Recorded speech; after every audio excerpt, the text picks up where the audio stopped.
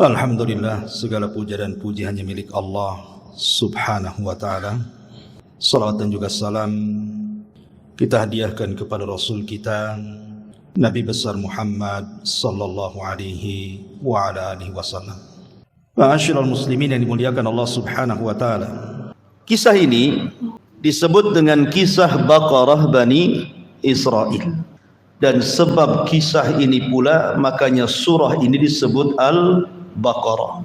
Yang melatar belakangi kenapa surat ini disebut surah Al-Baqarah adalah kisah yang kita akan bahas ini. Namanya kisah Baqaratu Bani Israel, kisah sapi betina Bani Israel. Ma'asyiral muslimin yang dimuliakan Allah Azza wa Jalla, kisah ini ada yang melatar belakanginya. Di zaman Bani Israel ada 3 orang bersaudara, kemudian mendapatkan warisan dari orang tuanya. Maka 3 orang bersaudara ini masing-masing mendapatkan warisan sama rata dari orang tuanya, baik yang pertama atau yang kedua ataupun yang ketiga. Lah, yang pertama Allah anugerahkan seorang anak laki-laki. Yang kedua Allah anugerahkan seorang anak laki-laki juga. Yang ketiga Allah anugerahkan anak perempuan. Lah, yang pertama karena orang soleh, maka harta warisan itu semua disedekahkan. Karena disedekahkan, akhirnya kemudian habis hartanya dan tidak mewarisi satupun harta untuk anaknya, sehingga hidupnya sangat miskin. Maksudnya miskin di mata manusia tapi kaya di mata Allah.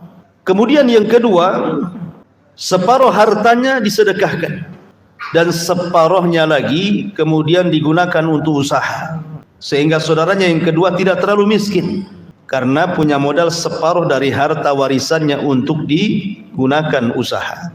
Kemudian orang yang ketiga yang punya anak perempuan itu sama sekali tidak disedekahkan, sehingga dengan harta warisannya dikembangkan akhirnya menjadi kaya raya. Maka dari sini ada 3 kelompok, yang satu miskin, yang satu kaya sekali, yang satu setengah kaya. Lah, Allah takdirkan orang yang pertama ini yang hartanya disedekahkan ayahnya meninggal, sehingga anak itu menjadi anak yatim. Sudah miskin, yatim lagi. Kemudian yang kedua meninggal juga anak ayahnya, sehingga kemudian dia pun menjadi anak yatim. Tetapi kan dia punya separuh kekayaan warisan dari orang tuanya. Adapun yang ketiga tidak meninggal ayahnya, sehingga anak wanitanya masih terawat dan berkembang hartanya menjadi kaya raya. Kemudian orang yang pertama ini, yang anak yatim yang pertama, yang miskin ini, lah yang miskin ini ibunya menganjurkan menikahlah dengan anak pamanmu itu yang perempuan, supaya hidupmu itu tidak belangsak gini. Mudah-mudahan dengan menikah dengan anak pamanmu yang perempuan yang kaya itu Allah angkat rizkimu. Rupanya yang kedua pun sama nasihat ibunya, disuruh menikah dengan anak putri pamannya. Tapi entah mengapa kemudian paman yang masih hidup, anak ayah daripada wanita tersebut malah memilih orang yang kedua dan tidak mau orang pertama. Alasannya sudah fakir, yatim lagi. Tapi kalau orang kedua kan masih ada hartanya. Itulah harta. Makanya ada istilah ra'aitan nas qad malu ala man indahu malun wa mala indahu malun fannasu anhu qad malu. Engkau melihat manusia itu pergi kepada orang yang punya harta, tetapi yang tidak punya harta manusia akan berpaling darinya. Begitulah manusia. Ra'aitan nas qad dhahabu ala man indahu dhahabun wa mala indahu dhahabun fannasu anhu dhahabu. Engkau lihat manusia pergi kepada orang yang punya emas, tetapi orang yang tidak punya emas manusia berpaling darinya. Begitulah manusia. Jadi ayahnya orang yang perempuan ini tidak menolong anak yatim yang fakir itu. Justru dijodohkan anak wanitanya dengan yang kedua yang masih punya harta separuh itu. Menikahlah akhirnya anak yang kedua yang yatim tapi masih punya harta dengan wanita tersebut, sementara si yatim miskin tetaplah menjadi miskin. Kasihan, ya, sudah yatim miskin lagi, enggak dilihat pula. Itulah nasib orang miskin. Ma'asyiral muslimin yang dimuliakan Allah Subhanahu wa taala. Akhirnya kemudian setelah menikah, maka kekayaannya digabungkan dengan kekayaan istrinya, tentu makin kaya lagi. Dibisikinlah sama suaminya, "Dek, paman kita sudah meninggal, bapakku juga sudah meninggal, tinggal bapakmu yang hidup." Terus maksudnya gimana? Ya kalau cepat mati kan lebih baik gitu. Maksudnya biar hartanya cepat diambil gitu ya. Perempuan ya umur kan terserah Allah Subhanahu wa taala. Rupanya suami ini punya niat jahat. Dia ingin segera harta warisannya jatuh ke istrinya. Akhirnya kemudian di malam hari dia pun mengajak keluar mertuanya, kemudian dibunuh tengah malam. Setelah mati jasadnya pula dilempar ke kabilah lain. Alasannya apa? Dia mendapatkan dua sumber kekayaan. Sumber yang pertama, dengan matinya dia otomatis warisan jatuh ke tangan istrinya. Kalau sudah jatuh tangan istrinya lebih mudah mengambilnya. Yang kedua, dengan melempar jasadnya ke tempat kabilah lain, sehingga yang dituduh membunuh itu adalah kabilah lain. Kalau dia mengingkari pembunuhan, maka mereka harus bayar diat. Dan diatnya pembunuhan 100 ekor unta. Dapat warisan, dapat diat lagi, kaya. Itulah liciknya kan. Akhirnya setelah dibunuh dilempar di depan rumah kabilah lain. Lah kemudian di pagi hari ributlah tentang jasad ini. Maka menantunya ini yang membunuhnya malah justru memfitnah kabilah itu yang membunuh pamannya, membunuh mertuanya. Karena tidak merasa membunuh, maka bangkitlah satu kabilah ini dan mengatakan, "Aku tidak membunuh pamanmu." Kemudian anak ini mengatakan, "Tetap kau membunuh pamanku." Akhirnya hampir terjadi perang dua kabilah ini. Karena bagaimanapun pamannya yang kaya ini tokoh di kabilahnya. Tidak diterima kan satu kabilah kalau seandainya tiba-tiba dibunuh oleh kabilah yang lain. Hampir mau perang. Tuduh-tuduhan siapa yang membunuh pamannya ini. Akhirnya kemudian orang-orang yang berakal di antara mereka mengatakan, "Kenapa kita harus berselisih? Bukankah di tengah-tengah kita ada Nabi Musa? Kita datang kepada Nabi Musa. Coba kita tanyakan kepada dia supaya dia berdoa kepada Rabbnya agar menyingkap siapa pembunuhnya." Sepakat? Sepakat. Akhirnya kemudian gencatan senjata, tidak jadi perang. Bergeraklah mereka menuju Nabi Allah Musa alaihi salatu wassalam. Makanya kisah ini disebutkan dalam Al-Baqarah. Kalau kita lihat ujung ayat sebelum kita lihat pangkal ayat, apa kata Allah? "Wa id qataltum nafsan fadara'tum fiha." Dan ingatlah ketika salah seorang di antara kalian membunuh jiwa, kemudian kalian berselisih siapa yang membunuh, saling tuduh menuduh. Wallahu mukhrijum ma kuntum taktumun. Maka Allah Subhanahu wa taala akhirnya jadikan jalan keluar apa yang selama ini kalian sembunyikan. Bagaimana caranya? Mereka datang kepada Nabi Musa. Mereka mengatakan, "Wa idh qala Musa liqaumihi." Ketika mereka datang kepada Nabi Musa menceritakan pembunuhan itu, mereka meminta kepada Musa untuk menyingkap siapa pembunuhnya. Maka Nabi Musa berdoa kepada Allah dan Allah pun menurunkan wahyunya. Apa wahyunya? Wa idh qala Musa liqaumihi. Dan ingatlah ketika Musa berkata kepada kaumnya, "Innallaha ya'murukum an tadbahu baqarah." Sesungguhnya Allah memerintahkan kalian untuk menyembelih sapi betina. Seandainya ma'asyiral muslimin yang dimuliakan Allah Azza wa Jalla, sampai di sini Bani Israel itu paham. Ketika Musa mengatakan Allah perintahkan kan untuk menyembelih seekor sapi betina, langsung mereka sembelih. Maka tidak ada kesulitan sama sekali bagi Bani Israel. Kenapa? Karena masih umum sapinya. Sapinya masih umum, bisa anak sapi gitu ya, bisa mak sapi, bisa bapak sapi, paman sapi. Artinya bahwa intinya bahwa belum ada penekanan. Boleh mau yang mana saja. Tetapi kemudian Bani Israel mulai mengejek nabinya. Tidak yakin dengan Nabi Musa, coba bayangkan. Ragu kepada nabinya. Lihat bentuk keraguannya. Mereka mengatakan, qalu atattakhiduna huzwa. Disangkanya Musa main-main. Sehingga mereka mengatakan, qalu atattakhiduna huzwa.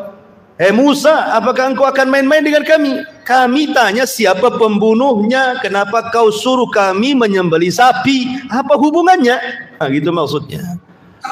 Kan seolah-olah enggak yakin dengan Nabi Musa. Makanya Musa mengatakan, qala a'udzu billahi an akuna minal jahilin. Kata Nabi Musa alaihi salatu wassalam, aku ini seorang nabi. Tidak mungkinlah aku ini melakukan hal-hal yang bodoh gitu ya. Makanya di sini dia mengatakan, qala a'udzu billahi an akuna minal jahilin. Aku berlindung kepada Allah, aku termasuk menjadi orang-orang jahil. Tidak mungkin aku seorang nabi memfatwakan fatwa kebodohan, itu mustahil. Barulah kemudian setelah mereka mendapatkan penekanan dari Musa bahwa ini perintah Allah, betul-betul perintah Allah, mulai mereka bertanya. Sebenarnya kalau langsung dilaksanakan senang saja tuh, tapi mereka mulai bertanya dan banyak bertanya. Dari sini Nabi SAW mengatakan, innama ahlaka man kana qablakum kathratu masailihim wa ikhtilafuhum ala anbiyaihim. Hancurnya umat sebelum kalian, kata Rasul, karena banyak tanya dan menyelisihi para nabinya. Banyak tanya itu sebenarnya bagus, karena salah satu kunci mendapatkan ilmu itu karena lisanun saul, karena lisan banyak tanya. Tapi maksudnya banyak tanya di sini adalah tanya tidak ada faedahnya. Jadi pertanyaan yang sifatnya ta'annud itu memberat-beratkan saja, tidak ada faedahnya, hanya memberat-beratkan saja pertanyaannya itu. Makanya kemudian seseorang walaupun bertanya soal agama, tapi kalau kemudian pertanyaannya tidak ada faedahnya, maka dimakruhkan pertanyaan itu oleh para ulama. Umpamanya saya bercerita tentang wanita haid, hukum-hukum wanita haid. Tiba-tiba antum bertanya, Ustaz, bagaimana kalau seandainya ada laki-laki haid? Ngapain ditanyakan? Tidak mungkin laki-laki haid itu, kecuali LGBT. LGBT aja nggak haid. Tapi kan bertanya sesuatu yang mustahil itu ngapain? Atau mamanya, Ustaz, boleh nggak saya bertanya? Iya. Mungkin nggak Allah itu menciptakan batu yang Allah sendiri nggak sanggup ngangkat? Ngapain pertanyaan seperti itu juga? Jadi jangan sampai pertanyaan-pertanyaan itu yang kemudian takalluf, memberat-beratkan gitu ya. Seperti Bani Israil di sini nih. Mereka mengatakan apa? Qalu ud'u lana rabbaka yubayyin lana ma hi. Qala innahu yaqulu innaha baqaratun la faridun wala bikrun awanum baina dzalik faf'alu ma tu'marun. Mereka mengatakan, ya Musa, berdoalah kepada Rabbmu. Lihat su'ul adab, buruk akhlaknya Bani Israil. Dia mengatakan kepada Nabi Musa, ud'u lana rabbuk, berdoalah untuk kami kepada Rabbmu. Harusnya gimana? Ud'u lana rabbana. Ini Rabbak, coba bayangkan, atau Rabbuk gitu ya, Rabbak. Harusnya Rabbana. Ya Musa, berdoalah kepada Tuhan kita untuk kita, harusnya kan begitu. Tapi mereka enggak, menyandarkan kepada Musa, Tuhanmu, seolah-olah bukan Tuhan Bani Israil. Itulah soal adabnya di sini. Berdoalah kepada Tuhanmu, wahai Musa, untuk kami katanya, agar dijelaskan seperti apa tuh sapi betina yang harus kami sembelih itu. Maka Musa alaihi salatu wassalam kemudian berdoa kepada Allah, dan Allah pun kemudian memberikan ciri-cirinya dan mengatakan, innaha baqaratun la faridun wala bikrun awanum baina dzalika faf'alu ma tu'marun. Carilah sapi betina yang tidak muda, tidak tua, tidak terlalu muda, tidak pula terlalu tua, sedang-sedang sajalah, tengah-tengah daripada itu. Faf'alu ma tu'marun, sudah laksanakan apa yang diperintahkan. Sampai di sini ini masih mudah sebenarnya, cari sapi betina yang muda, itu masih muda, tidak terlalu tua, tidak terlalu muda. Ya, cari sapi yang peranakan sudah 3 gitu kan, nggak terlalu tua tuh. Ya juga bukan perawan gitu ya, masih bisa dicari tuh. Tetapi dasar Bani Israil, mereka bukannya sami'na wa ata'na, tapi mereka malah banyak tanya. Ditanya lagi, qalu ud'u lana rabbaka yubayyin lana ma lanuha. Sekarang apa warnanya wahai Musa? Maka Musa mengatakan, safra, kuning pekat, faqih. Maksudnya kuning pekat itu tidak ada warna kecuali kuning. Kan susah tuh, cari sapi warnanya kuning semua, susah. Kecuali sapi dipilok, susah kan. Mana ada sapi warna kuning dari atas kepala sampai kaki, kan susah jadinya, menyusahkan diri gitu kan. Bukan hanya itu saja, tasurrun nadhirin, bukan hanya kuning pekat, nggak ada warna lain. Kalau ada orang yang mandang sapinya langsung suka, kan tidak semua orang suka sapi. Tidak semua orang suka sapi. Ini harus semua suka. Kalau mandang sapi itu semua ingin punya sapi itu. Gitu maksudnya. Kan mempersulit diri itu namanya. Qalu ud'u lana rabbaka yubayyin lana ma hi. Rupanya tidak sampai di situ, masih juga tanya. Sudah sulit itu masih juga tanya gitu ya. Dia mengatakan apa? innal baqara tasyaba alaina. Musa kayaknya masih bingung sapinya kami ini. Masih bingung gimana? Usianya sudah dijelaskan, tidak terlalu tua, tidak terlalu muda. Warnanya sudah jelas kuning semuanya. Kalau ada orang lihat suka, apa lagi yang kurang? Mereka mengatakan innal baqara tasyabah alaina. Nampaknya kau jelaskan kurang rinci nih Musa. Kalau bisa lebih jelas lagi lah katanya. Masih kurang jelas pula gitu kan. Kemudian mereka mengatakan wa inna insyaallahu la muhtadun. Ini pula yang menjadikan mereka diberikan taufik ketika mereka mengucapkan insya Allah. Insya Allah wahai Musa, kalau jelas sapinya, mudah-mudahan Allah kasih petunjuk katanya. Maka Musa mengatakan, oke, ini yang terakhir sifatnya nih. Cari sapi la dalul tusirul arda. Cari sapi yang tidak pernah digunakan untuk membajak sawah. Wala taskil harsa, jangan pula sapi yang pernah digunakan untuk mengangkut air. Kemudian musallamatun, harus tidak ada cacat. La syiyata fiha, tidak ada belang-belangnya. Betul-betul sehat dari ujung kaki sampai ujung kepala. Setelah itu baru mereka mengatakan, ini baru benar. Mereka mengatakan ini baru benar. Akhirnya mereka pun sibuk untuk mencari sapi yang mereka maksudkan. Ingat, Bani Israel itu sudah terikat dengan perjanjian. Kalau mereka sudah tanya kepada Nabi Musa maksudnya, kemudian Musa sudah mengarahkan, berarti mereka terikat perjanjian dengan Musa. Dan terikat dengan perjanjian atas perintah Allah. Kalau mereka sampai tidak dapat sapi ini bahaya. Mereka bisa diadab. Masalahnya, karena mereka sudah datang kepada nabinya sudah kasih solusi, Allah sudah turunkan firman-Nya, kalau mereka tidak cari sapi ini, hati-hati, bisa datang adab kepada mereka. Makanya mereka sibuk mencari sapi betina itu ke sana kemari, supaya mereka bisa melaksanakan perintah Allah dan Rasul-Nya. Rupanya tidak ada sapi model ini di Bani Israel, kecuali satu sapi, warisan dari anak yatim yang miskin itu. Kembali ke kisah yang pertama tadi.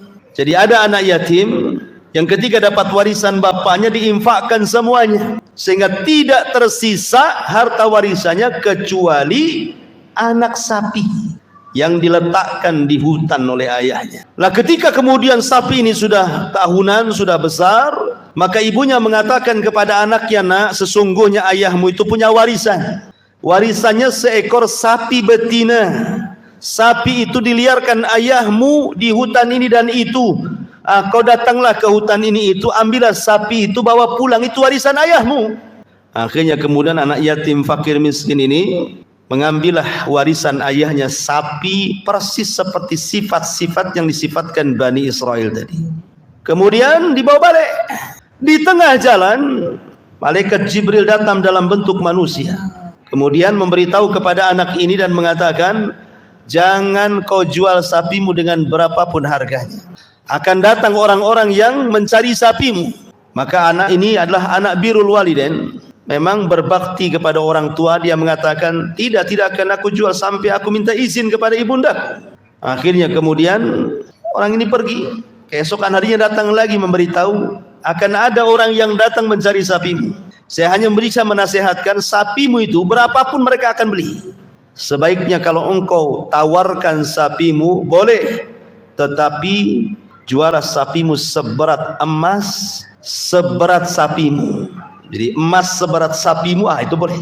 Atau emas sebanyak kulit sapimu. Jadi kalau kulit itu dikuliti, kemudian emasnya ditaruh di atas kulit sapi itu, dibuntel, sebanyak itulah emas untuk harga sapimu.